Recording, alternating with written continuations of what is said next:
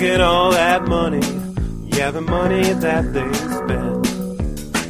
Take another look now and take some time for hemp. No cut trees for paper, cause it hurts the environment. Stop deforestation, yeah, it's time for hemp. Oh, an acre of hemp makes 20 barrels of oil. No need for pesticides to poison all our soil. People got no food, they got no clothes, they got no rest. Well, right now it's time for hemp. Hello, and welcome from Time for Hemp. Thank you for tuning in to our show today. We have a very special guest on our show. He's one of the founding fathers of the hemp movement and has been hailed by High Times magazine as the patron saint of the cannabis movement. He's author of the book, The Emperor Wears No Clothes, which has been considered the Bible of the hemp movement. And he's been one of the most hardest working activists in the past 17 years, doing everything he can to make this wonderful plant legal. Jack Hare. Jack, welcome to my show. Thanks, guys. How you doing? Fine, thank you for coming. Okay. Can you tell me how you first began getting involved in the hemp movement and what it was that got you all excited about it and where you're from? Well, it kind of happened in two stages. In 1969, I was 30 years old, and this young lady, turned me on to some pot because she thought I was very square. And she thought I never had any real feelings, and I told her, of course, I felt everything that nobody could feel more than I could feel.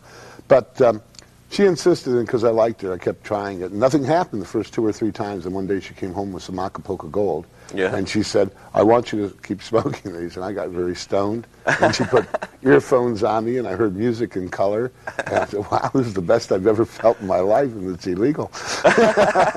So, you know, that's how I kind of got involved. And a couple of years later, a friend of mine over a little potty had told me we had written on the back of a paper bag a 1 to 10 scale, and then we had written the delineation, a 1 to 10 scale on how good pot was, so that. Oh yeah. Yeah. And so then pretty soon we delineated to buzz, mild high, very high, mild stoned, very stoned, and stoned. Right. And so what happened at that point was that the government picked up the book that I had written with Al Emanuel and had made it its world standard for some thousands and thousands for ongoing clinical studies. So everybody had to say, how good was the grass you just smoked? And these thousands of studies where they were actually smoking in 74, 75, 76, and they'd have to say a 6 or a 7 on my scale. Or a 7 on Jack Hare's scale. And then they had to say, did you have a buzz or a mild high? And buzz, for instance, we had delineated as buzz, the first feeling you got from grass, that something was different inside you. Mild high, television was a shade clearer, and finally, when we got up to like very stoned, you could get lost walking in the kitchen. Yeah. You remember those? Yeah. And so one day I walked into the marijuana office in 1973 for the California Marijuana Initiative, which in 1972 had gotten 34% of the vote and actually made the ballot. And I walked in there, and I didn't know anything about marijuana other than this funny little book that my friend and I had thought we'd put together. And we met all these kids in there that knew all these esoteric information about cannabis that we did. You know, at first we got that marijuana made almost all the paper on earth. We couldn't get up the paper sign with the fiber and fuel sign, but hemp for paper, that almost all paper was made out of marijuana until about the middle or the end of the last century. Here's a book almost 200 years old, completely made out of pot. It's made. See, all paper was made from. All paper was. I know, but all paper was made from rags, and the predominant rag was hemp, marijuana. And this is so. This paper lasts for near ever.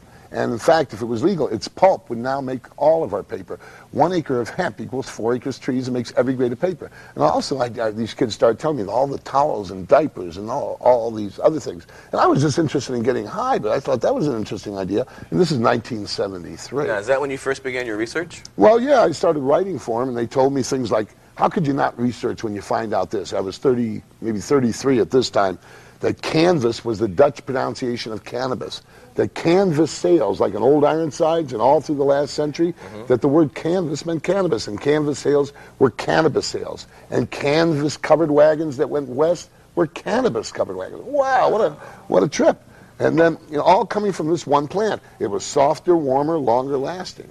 It was an incredible plant. And I started, wow, this is interesting. But I never realized how much it could go. it would just go and go and go. That this plant could make all the paper, fiber, fuel to make the food and protein for the whole earth, that it would be the number one food to feed the earth's people and the earth's animals if it wasn't illegal. That's the best protein. Its seed oil almost exactly matches human blood plasma. No other seed oil on earth does. Birds live 10 to 20% longer if they have hemp seed in their diet, whether they're birds in the wild or birds in a cage. So I found out by 1973 and 4 when I found this information that our politicians, probably through complete ignorance, had made the whole system, all of our education, so ignorant that we had become lemmings. We were killing ourselves. The number one plant for paper, fiber, and fuel from the natural cycle had been outlawed. That somehow the synthetic cycle had won, when the number one thing in the natural cycle could outproduce it and completely clean up the atmosphere. So my partner, Captain Ed, who had become my partner in 1973 in doing the politics of this,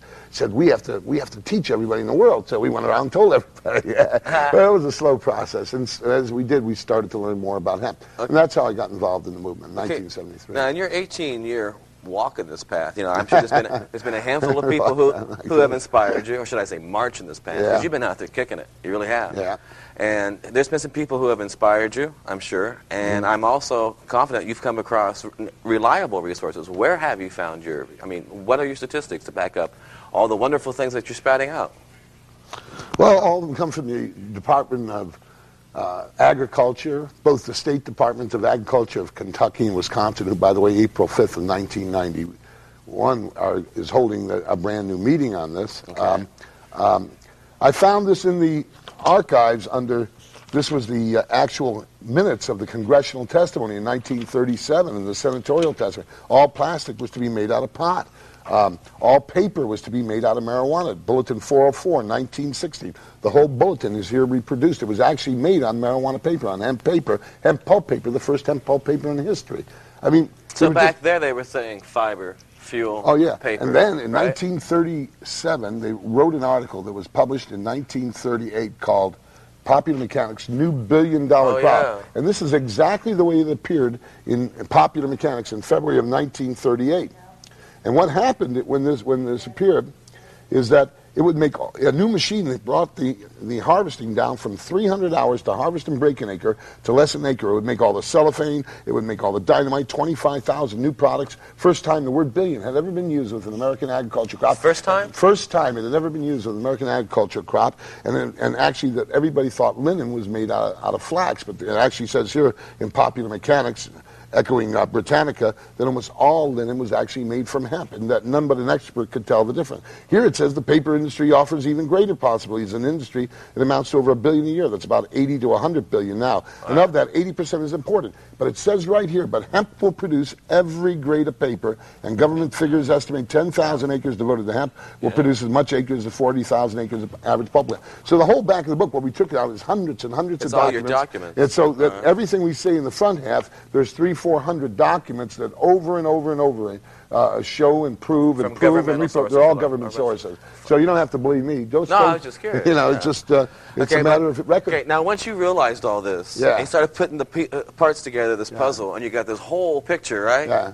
What was your first impression, dude? What did you feel? Anger, rage, enthusiasm, quiet, shock? I wondered how a people could outlaw a natural thing. And I was one of the people that probably thought it was okay before I started smoking pot, so I wondered why I did it. And I realized I was ignorant, that they didn't teach us this in school. They didn't teach us that that the Betsy Ross and the flags were all made out of pot. They didn't tell us that the first and second draft of the Declaration of Independence was made out of pot. Maybe it was important, but it's so important that when you start to tell them, they say children don't need to know, you begin to get suspect of the big corporations who run the museums and put out what they want to put out. Or maybe it's just that nobody wants the embarrassment of having admitted they didn't know anything. One of the technicians here, I just told her about hemp for paper, and canvas was a Dutch pronunciation of cannabis and all those. She said, I didn't know that, I didn't know that. And then another one did it, I didn't know that, I didn't know that. So that means ignorance. You can't get mad at ignorance. You can just get mad at the situation that creates ignorance, and in this case, the law, which I decided with my partner, Captain Ed, made me take a pledge to do until I was dead. It was legal in '84. Worked for the re-legalization of the number one plant for paper, fiber, and fuel, and probably the healthiest thing a human being ever does.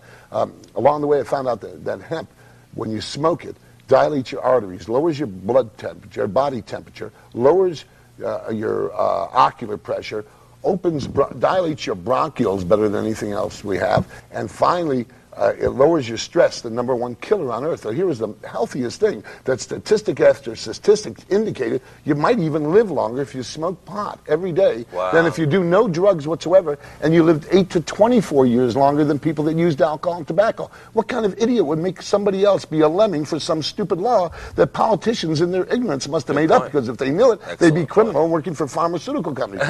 Like George Bush used to do with Lilly, which was owned by Quail. Yeah. Isn't that nice? Now, I know that you keep using the word hemp. The name of your organization's Hemp, stands for Help End Marijuana Prohibition.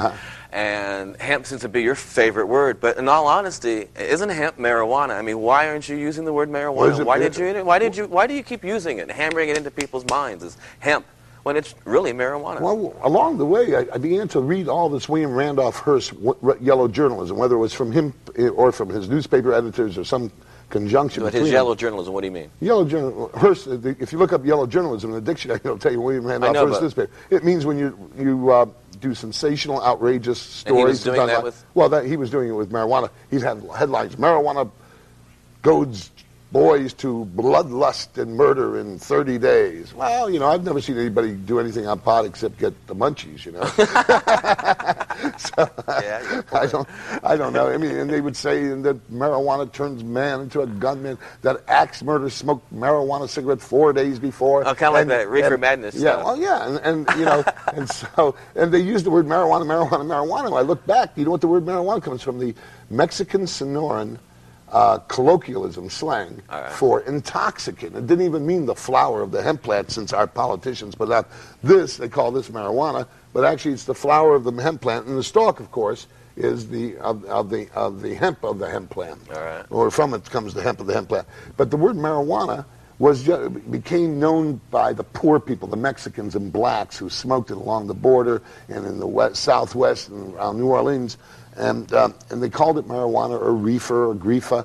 And what happened was William Randolph Hearst never used the word hemp. Now, we had hundreds and hundreds of hemp medicines. It had been the number 1 and 2 and 3 medicine in America through most of the 1800s. But until 1863, it was the number 1 medicine we had in the United States for asthma, for muscular spasms, for tetanus. It was the only thing. When somebody got tetanus, we gave them huge, massive doses of hashish, or what they called hemp extractums or cannabis extractums, and we give them so much that they get more in a day or two than you and I have done in our life. Wow, pay to get sick. And well, wait a second, no, I don't think so. These guys didn't like it, but for 9 days while they had the tetanus, which is feces in the blood basically, and before the toxins could pass through the liver, and you got the lockjaw.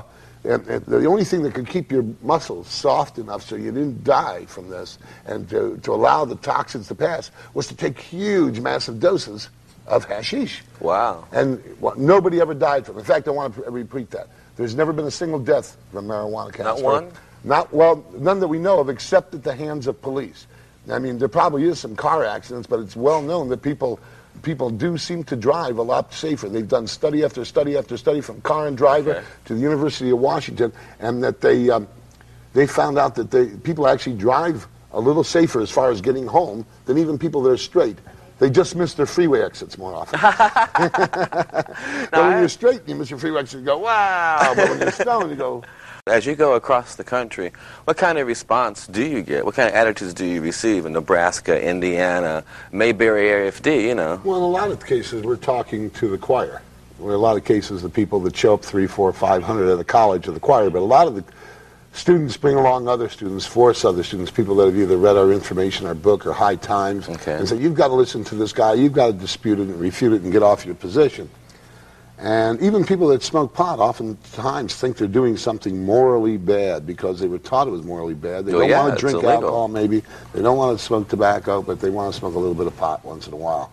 And the response I've gotten has been really great, because the television channels come out, the newspapers come out, the state, the city newspapers, the college newspapers, and they have given us...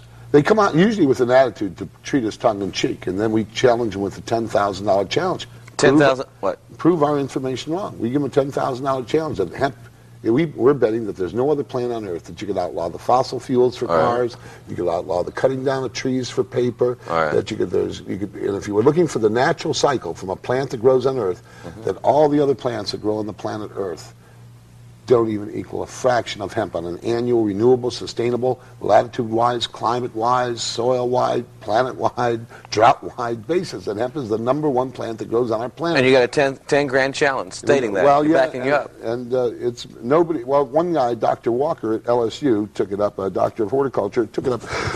Came back and said we may be as much as 5% wrong. He didn't say we were, but we refuted him and disputed him. And Dr. Walker is now one of my biggest supporters in the country. So, I mean, we don't have anybody. I mean, it's just information. If anybody's going to get mad at information, you should be mad at the government for not giving you this information. Evidently. I mean, obviously, this information is available through your encyclopedia and dictionary. I mean, why shouldn't we have known cannabis and canvas were the same thing? Could we have outlawed canvas? No. We outlawed marijuana, going back to an earlier question. We outlawed marijuana because they didn't know. So I decided to use the word hemp, the real, true English word. Just like it says in our law books here in California, you must use the dictionary English word. And the dictionary English word of this plant is hemp. It's Latinized and Greekicized botany, a botanical name, is called cannabis. And it's been called hundreds of other names, from boo to marijuana to Mary Jane, but bang and bong and daga in Africa, where it's the #1 religious ritualistic drug, as well as relaxant for most of Africa. So what I ever saw wrong with this plant was nothing. I couldn't find anything wrong. I couldn't find any dead bodies except at the hands of police. I couldn't find any lung cancers. It causes more precancerous lesions, but I couldn't find any of those. I went to Dr. Donald Tashkin, who did the study, which all the Partnership for Drug-Free America quotes supposedly on the lungs. I take part in the study. I get paid by the government to smoke pot for you. No. I have since 1981. Hey, how do you sign up? Well, you sign up, but you got to smoke really garbage pot. You smoke much better pot if you know a farmer in Humboldt County. Somebody with a good halide life. And I never felt bad. When a person sells a tobacco pipe, you're killing somebody 8 to 24 years sooner. But if you sell him a marijuana pipe that he's going to put pot in, he's going to live longer than somebody that does no drugs. And he's going to live 8 to 24 years longer than the person smoking the tobacco pipe. But for the marijuana pipe, he's going to go to jail for 3 years minimum under new guidelines of the Bush administration. For a pipe. If he sells it in a store, like what the old quote head shops, which never even had pipes, they used to have just things to turn your head around in the early 60s until some kids brought some pipes in, and they sold as well or better than the posters. Well, praise God for freedoms in America. Oh, yeah, the end of freedom. But, the fact is that nobody can beat a fact, and I don't care, you can go beat up on a third-rate, you can go beat up on a third-rate country.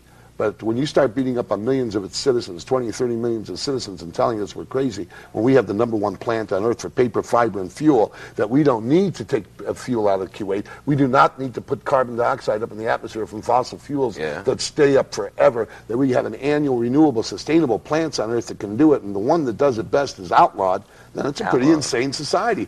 And I know that my mama would have told me I was an insane lemming if I followed this politician 1 inch. That's what I tell kids when I go to high schools. I teach at high schools. I just taught in Santa Monica high schools this day, and I got these kids. They want to know that their politicians are lemmings. They want to know these facts. Okay, now you've talked about politicians, and you've talked about all the people and the doctors and so on and so on. How about a debate? I mean, how about one on who? Who have you debated? Congressman John Conyers, Detroit, head of the House Judiciary Committee on Crime under Rangel, and he did not know any of this information. I debated him. He lost the debate about 175 to 1 there at his own alma mater in Detroit, University of Detroit, or Detroit U. And I think the only person left on his side of the auditorium was his aide. Who else? Well, he didn't know this information. It was like an unfair fight. Here, I've been practicing for this fight all my life. Years. I just did a medical doctor in Gainesville who came to debate me, and he said, would you give your child marijuana as a medicine for asthma? I said, of course. I gave it to my children when they were 9, 11 for asthma. Before that, I used to take them to before Dr. Tashkin at UCLA had told me in 73 and 74 that this was the best medicine in the world for asthma, we were taking my son Mark to the hospital out in Simi Valley. We were putting him in an oxygen tank. We were shooting with him adrenaline. He was taking tons of theophylline. Theophylline is the only legal medicine you can get. It kills kids 6 to 12 years sooner. There's 65 deaths a year, 43 deaths last year. 6,500 people were admitted to emergency rooms for the theophylline, the only legal asthma medicine, and what else did it do? Oh, about 1,000 brain deaths from kids who had temperature when they took theophylline. Now, marijuana has none of these effects. Marijuana works much safer, much faster. There's never been a known death from it. And so I beat him in debate in front of his own college there in Gainesville, and he came over and congratulated me when I gave him the paper on theophylline and asthma. So we don't lose any debates. I had a guy from the DEA said that, well, you can make fuel out of anything. We can make it out of eucalyptus leaves. I said, you can grow 100 million pounds of pot for every 1 pound of eucalyptus leaves. You said you can still make a fuel out of it. The DEA isn't playing with a full deck. No. They're just a bunch of fascist people that want to enforce the laws, as far as I can see, so they can get more power. Okay, now from what I understand, that it's true that you have financed the movement, financed the book, got the book out there, got all the word out there. You have been the one out there just kicking ass, right? Yeah, nobody can beat a fact. I found that out when I was a little kid. My dad told me about all our relatives that were killed during World War II, and he said, don't you ever put up with anybody shoving you around. I had cops beat me up in L.A. so many times. I used to make the headlines in the paper here in the metro section all the time, out there petitioning for this thing. They used to do all sorts of weird things. And we decided to take all my wealth and all my ability to make money and finance this movement. And my book seems to be doing a quite good job.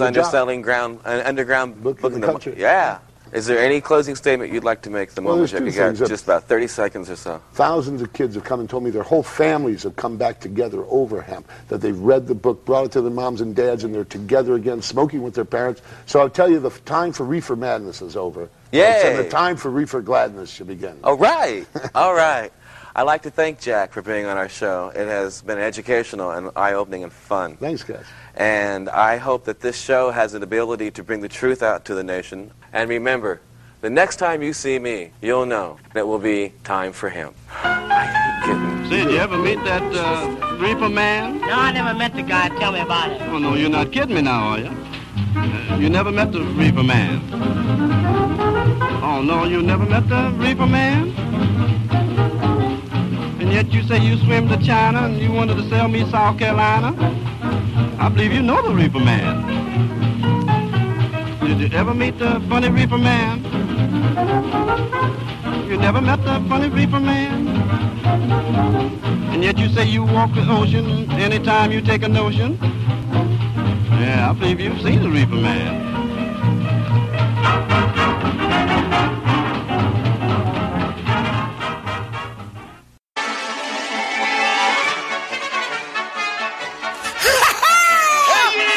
We got some jokey leaders in a jokey town, a tree ring circus, what a bunch of clowns. They're joking and they jiving, man, they messing around. We got some jokey leaders, what a bunch of clowns. Hey! What? Come on! Oh, yeah!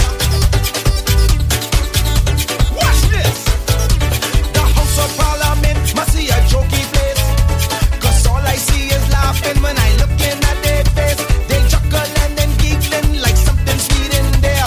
We drowning in crime, boy, ain't no jokes out here. The Parliament is a circus, watch how they just blow it. Just juggling and jiving, say any mess they want. Watch when they on TV, they like goating sheep. They eating and they laughing, or they fast asleep.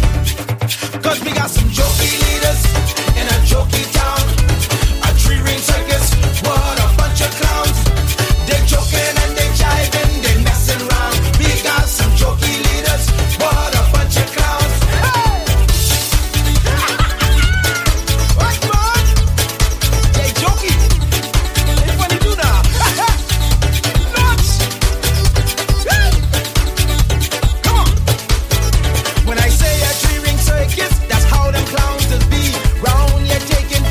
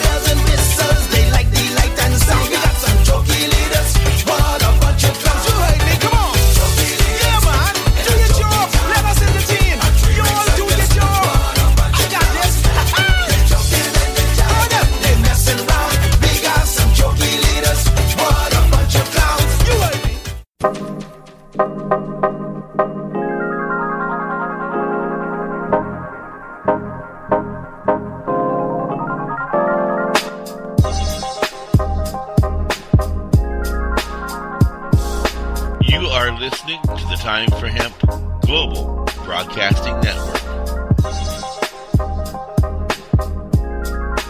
Please share us with your friends. Hello, and welcome for Time for Hemp. Today on our show, we're going to be discussing the legalization of hemp, the most wonderful plant in the universe. Today on our show, we have Jack Hare and Captain Ed discussing this. They're two of the main proponents on the initiative that they're putting on the ballot in 1992 to legalize cannabis hemp as a productive crop for fuel, fiber, paint, and industrial use. Industrial uses, medicinal uses, nutritional uses, and personal use in private is the way we call it. Okay. And I take it you and Captain Ed have been working side by side on this for a long time. How did the two of you meet? And tell me a little bit about yourself, Captain Ed, and that. Well, I owned a shop in the early 70s called Heads and Highs. And at that time, the California Marijuana Initiative started up. And we ended up getting it on the ballot and getting, how many, 1 million signatures at that time? 500,000. 500,000 signatures. And I met Jack at that time, and we've been working in the hemp movement ever since. That's the simple version. I came into the store to pick up the boxes because I had a car, and nobody else in the movement had a car. I came to pick up the donation boxes. They set me up and said, "I'm not going to give it to you. You look too straight to me." We became friends. This is like early 1973. He had on his fossil fuel suit. Polyester. Anyway, I got to know Ed. I went to the first meeting, my first statewide meeting with him, with my son Mark and Captain Ed in a little Pinto. We went up to San Luis Obispo, I think, and we found out it's a really strange thing that we had all the same similar experiences as a kid. And after he had told me all about marijuana and the marijuana legalization, this guy made me promise to work to legalize marijuana until I was dead. You did that? Yeah. Till I was dead, it was legal, or I turned 84. And we had a shake on it, and we agreed to this, and smoke a joint on it. And that we agreed to do this because we knew that a lot of people didn't know the information we knew. Of course, we thought Normal would tell them, or other people would tell them. We didn't realize it would be him and I all along.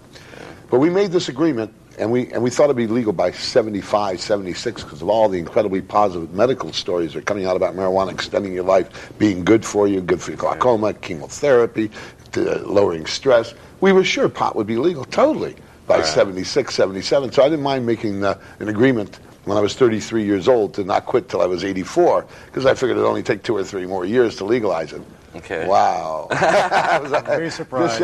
It just shows you. Now, I've had a chance to listen to you talk a little bit about one of the problems why it's not legalized. And Captain Ed, you seem to focus at the fact that people don't get out there and vote, and that there seems to be a real drawback to people getting to the polls, and that they need to do that. Yeah, absolutely. My other organization is VOTE, Victory Over the Enemy.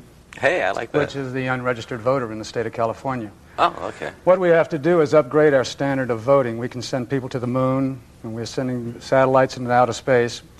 I believe that our system of voting in this country is very antiquated, very old. It needs to be renewed and revised and updated. I think that the voting should be more important than Christmas.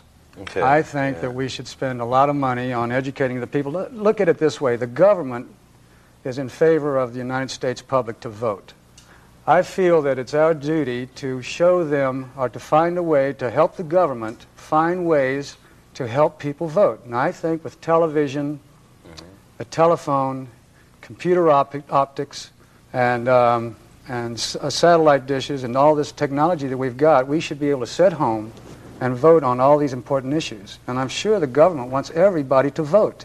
It's our constitutional right, and they stand behind it. I think that they should get behind us and help us to get out there and make voting a very important issue. It is important, even if you're not in favor of, say, the California Marijuana Initiative or the Hemp Initiative. That's fine. We would love for you to come out and speak your opinion. We want you out there voting. We want you to take an active part in this country. If you do, then I think this will solve the problem. Also, isn't it true that if you end up behind bars because of some of the laws pertaining to hemp, marijuana, that you lose your right to vote when you come out? And it's very important that someone who may have a brother or a sister or a loved one in jail who can't get out there and vote their peace of mind should go out there and cast that vote to help set them free. Absolutely. Your opinion doesn't count until you vote. That's right. And that's it. It's just an opinion. Now, how did you all become involved in this political action? Well, Fred, Wow. Fred, he brought me in. I'm still the new kid on the block to him. I've only been doing this 18 years. He's been doing it 20. Wow. I still work for him. Okay. I was in one of the biggest movements ever in this country. After we ended the war in Vietnam, it was automatic. It seemed that we were going to end the marijuana prohibition in this country. And the wave of enthusiasm that went through this country in 1972, the young people that went out there and worked for this thing, at that time we had no leader like we have Jack now, who's leading this whole campaign and doing a magnificent job. I'm so proud of him. I can't believe it. But at that time we had no heads in 1971, 72.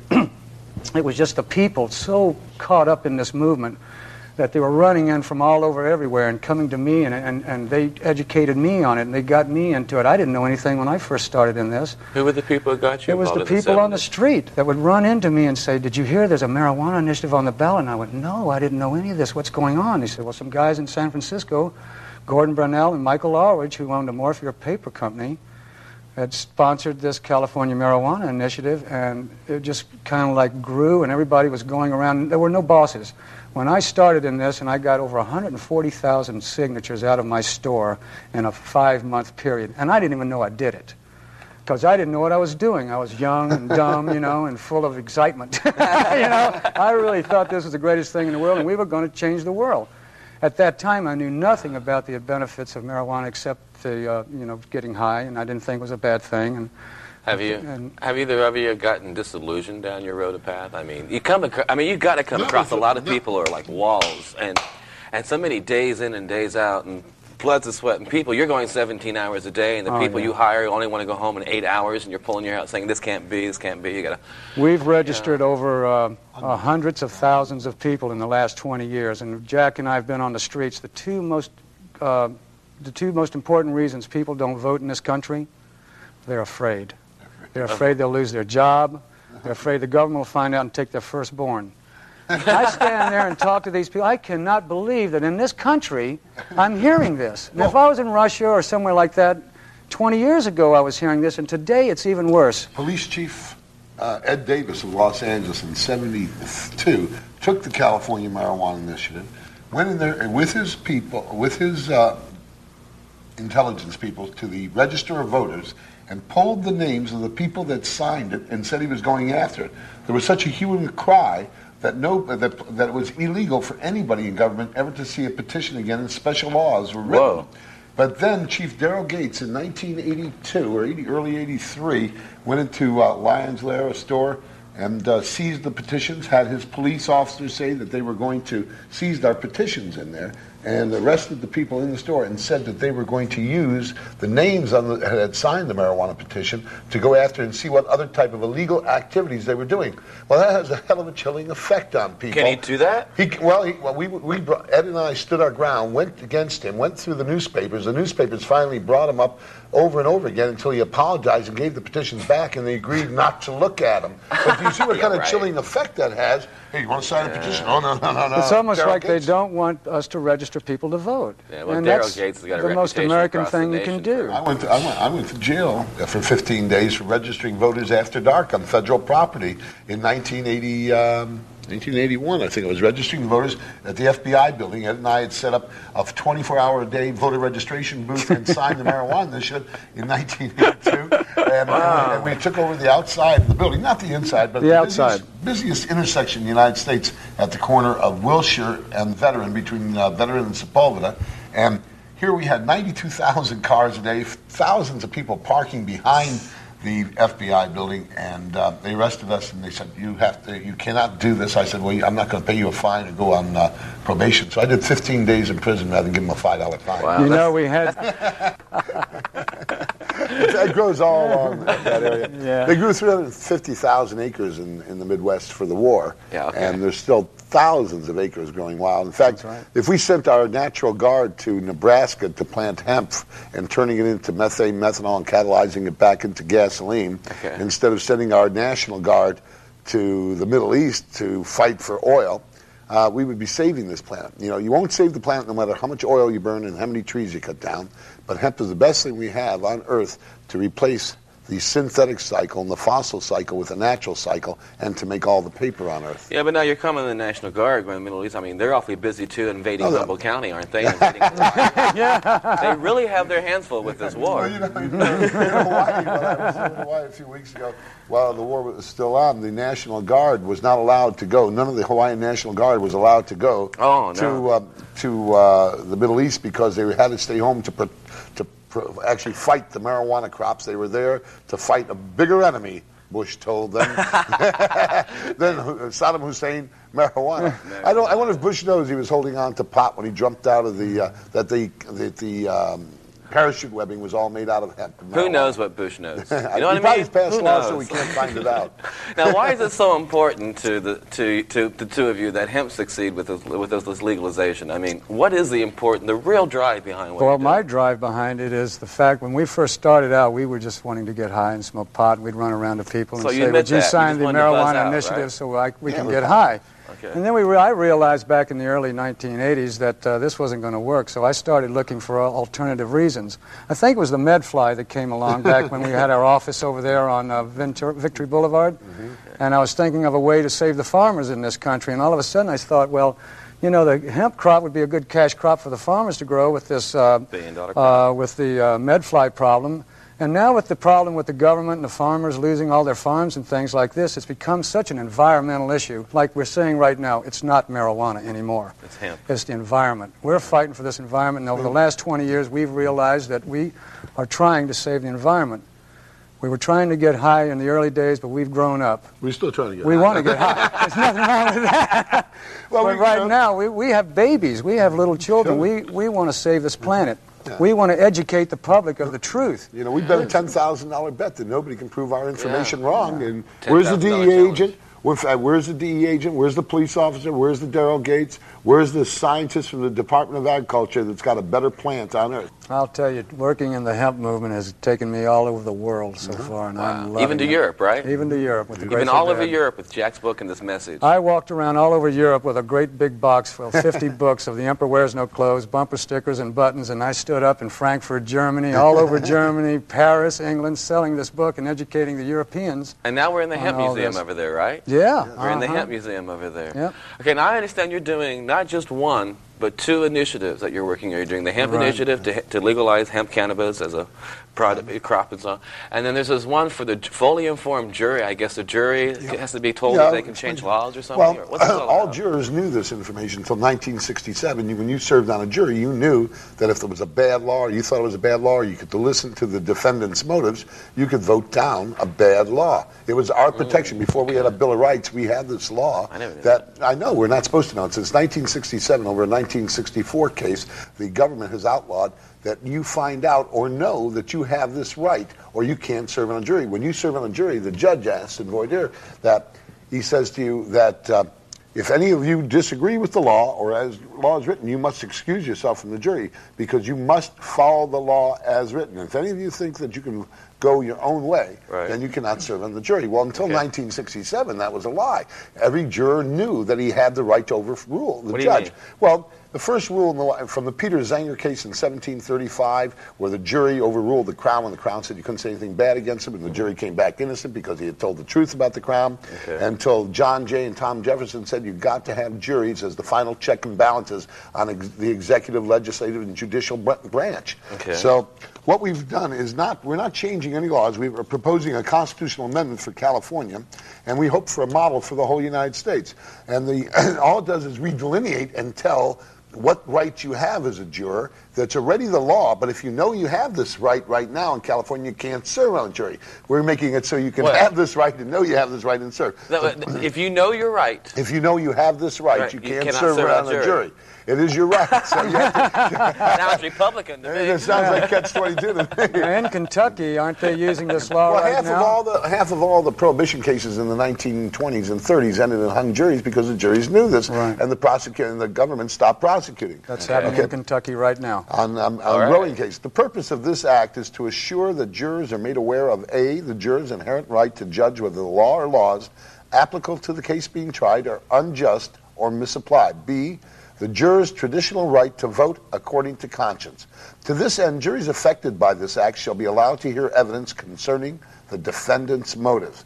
Whenever state or local government is one of the parties in any trial by jury, the court must inform the jurors that in addition to the responsibility to judge the facts of the case, they have the inherent right to judge the law itself. Well, now that you heard it, you already know you have this right, and it doesn't matter whether you vote for it. It's your law. This is your right. And the government took it away from you, and if you know you have this right, you can't serve on a jury. Well, you guys can't serve on a jury now unless you lie to the judge. Some of you might think you want to get excused from juries, but that's how we're making bad laws. The reason was so that bad government employees over bad public policy, judges, legislators, cops could not pass a bad law for things that displeased them and then grab up 12 of us and make them rubber stamp this bad law on our neighbor. We had a way out. We could say, hey, jury nullification. One of us could hang a jury or all of us could come back innocent and that person would go free because there was a bad law. Who would say to a person who's giving his child, for instance, marijuana for his asthma, where the kid's going to live a lot longer than if he uses the legal government medicine, when he can tell the jury that, what jury's going to come back and convict this person? Nobody's going to convict this person.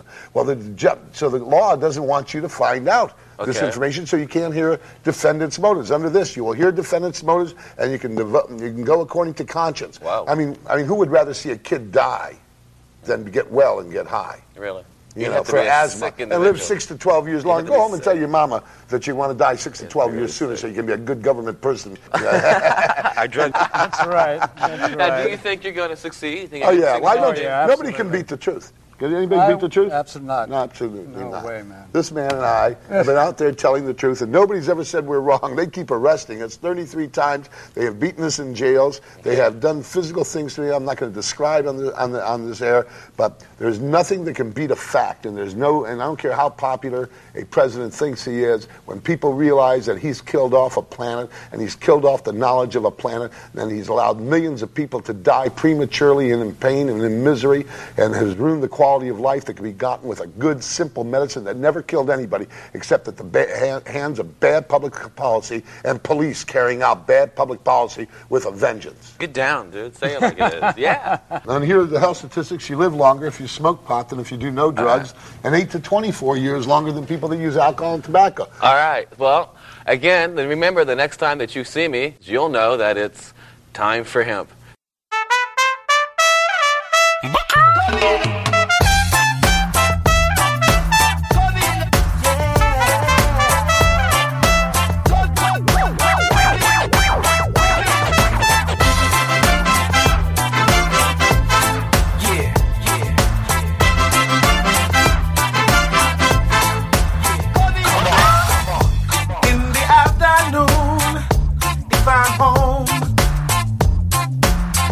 I smoke marijuana,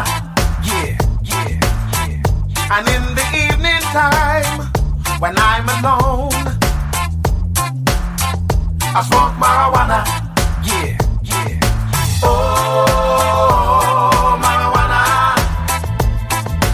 oh, marijuana, Oh, I got my ganja. Like a rasta, In the morning light, I lie awake. I smoke marijuana, And by the afternoon, I am stoned.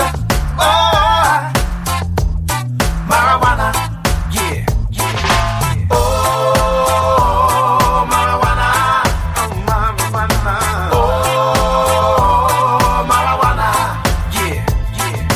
Oh, I got my ganja, gonna burn it up, Dread like a rasta,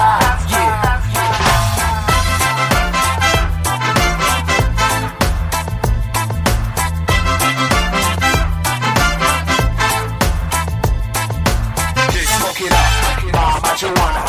Smoke it up, smoke it up. Smoke it up, marijuana.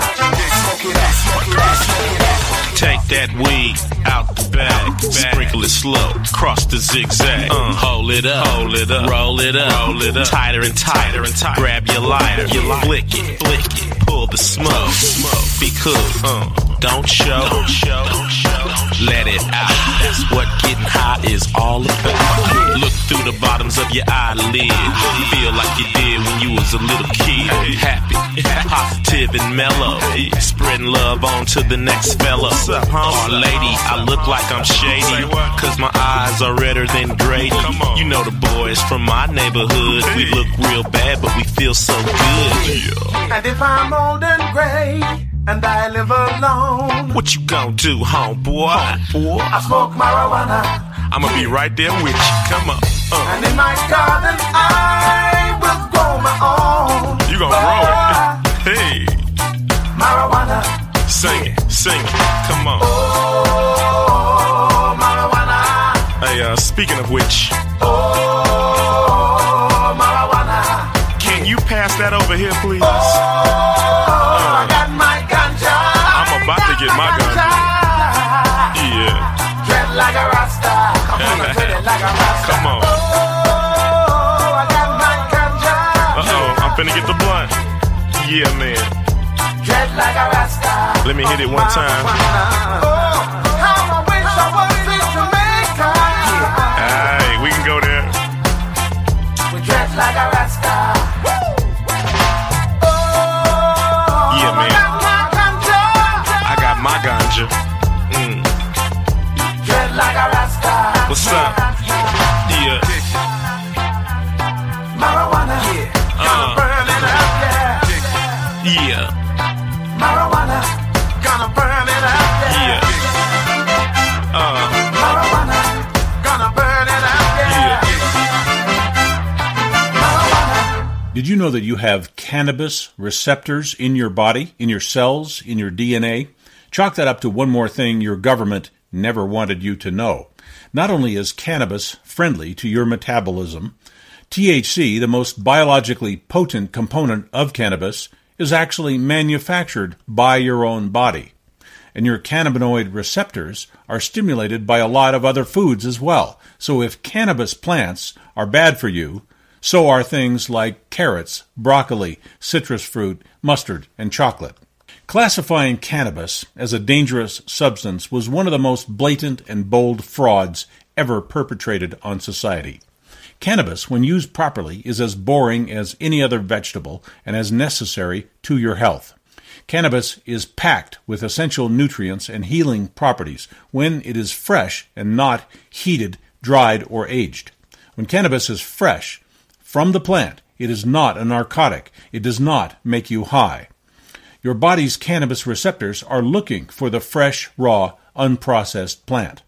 Having cannabis receptors in our DNA means that we must have used cannabis as a nutrient for most of our human evolution. The cannabis receptors in our cells mean 4 things. Our body recognizes cannabis, uses it, needs it, and our health is better when we get it. Otherwise, those receptors would not be there. I'm not talking about the heated, smoked, aged, or dried cannabis that makes you high. We need the fresh plant, like in a salad or juiced. It's a nutrient, one of the best that you can put in your body. Cannabis is one of the most powerful nutrients and healers on the face of the planet, and you were not supposed to find that out. The fact that we all have cannabis receptors in our DNA means that cannabis may have been a staple of the human diet for millions of years as an essential nutrient and food source. Research shows that cannabis provides an astonishing number of medical benefits. So much so that you may not be in peak health unless you consume some of it from time to time. We have been seriously lied to, and that lie has caused major damage to millions of people for 2 or 3 generations now. The demonization of cannabis correlates with the early promotion of pharmaceutical industries, where wealthy investors in drug companies needed legislation to discourage competition from inexpensive natural therapies. This is certainly not the only time that commercial interests have bought legislation to benefit some industry at the expense of the public. Have you ever wondered why cannabis was prohibited when it was far less harmful, even when smoked, than alcohol and prescription drugs?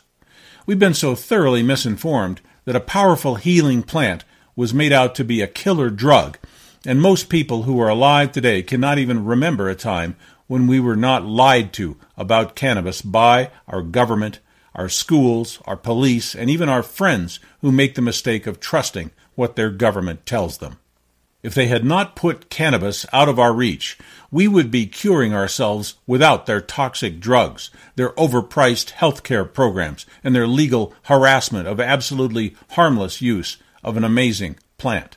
Your corrupt government even went to the trouble to classify cannabis as a dangerous substance with no therapeutic value when they knew it was one of the most vital and powerful nutrients available to mankind. Trusting people who call themselves authorities is a fool's game. Cannabis kills cancer, stops seizures, rebuilds immune systems, and restores health to all of the 120 different kinds of cells in our bodies. Cannabis performs multiple healing functions at the cellular level, which is where everything that matters in your body takes place. The medical industry calls the healing components of cannabis CBDs. They know about this, but they would rather sell you drugs. Again, the benefits of cannabis are primarily in the fresh, unheated form when it has little THC and does not make you high. Eating or juicing a few ounces of raw, fresh cannabis every day will do more for your general health than any drug or vitamin pill that money can buy. Cannabis is a major threat to the prescription drug industry, which, by the way, kills 100,000 people in the USA every year with side effects, overdoses, and toxic reactions caused by those prescription medications. Cannabis kills no one, even when it is used as a recreational drug, compared to alcohol, which again kills and sickens hundreds of thousands of people every year from addiction, liver failure, and a host of other pathologies. The rediscovery of the benefits of cannabis is a big story, but the bigger story is how we have been deliberately betrayed by our authorities, pundits, and quacks who promulgated the phony killer weed scam upon society. The world is not what your government tells you it is. The world is not what media, schools, the police, and politicians tell you it is. They hide things. They lie to you. The official war against cannabis is crumbling, and has been for some years. 23 states have legalized cannabis in one way or another. Research has started to be taken seriously, and law enforcement has started to focus on more truly serious drug problems like methamphetamine, crack cocaine, and heroin. If you think that cannabis is bad for you, you have been missing some extremely important information, and you may want to start exploring alternative views.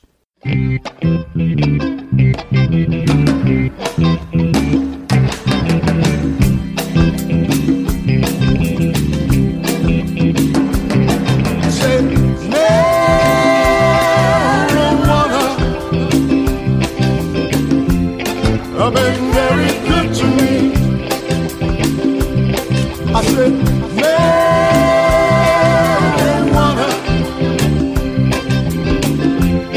I've been very, very good to me. Takes all the pain away from me. Help the folks with AIDS and cancer therapy. Helps those with PTSD. Helps all the children with epilepsy. I said, marijuana. Been very good to me. I said, marijuana.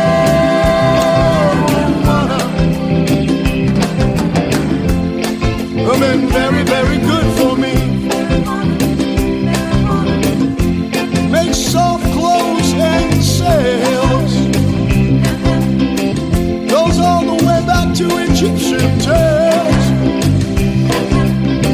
Been here all through our history.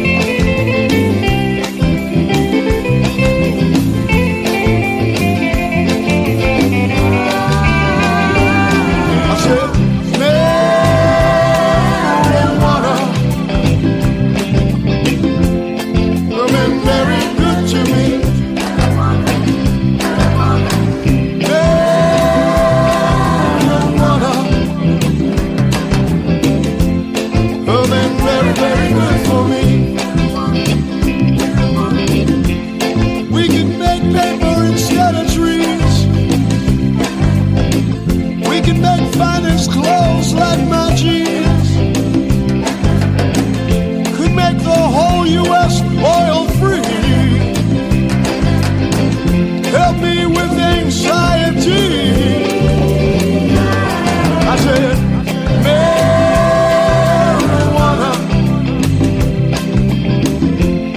has been very good to me. I said, marijuana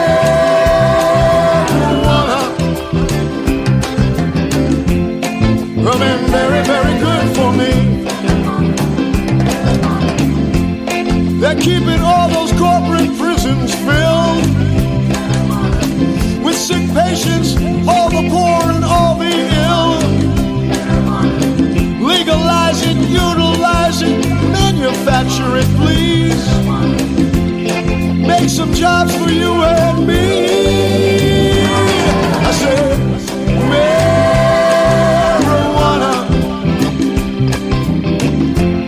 has been very good to me. I say, marijuana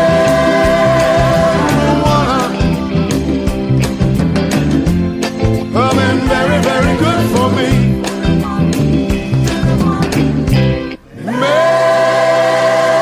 Marijuana.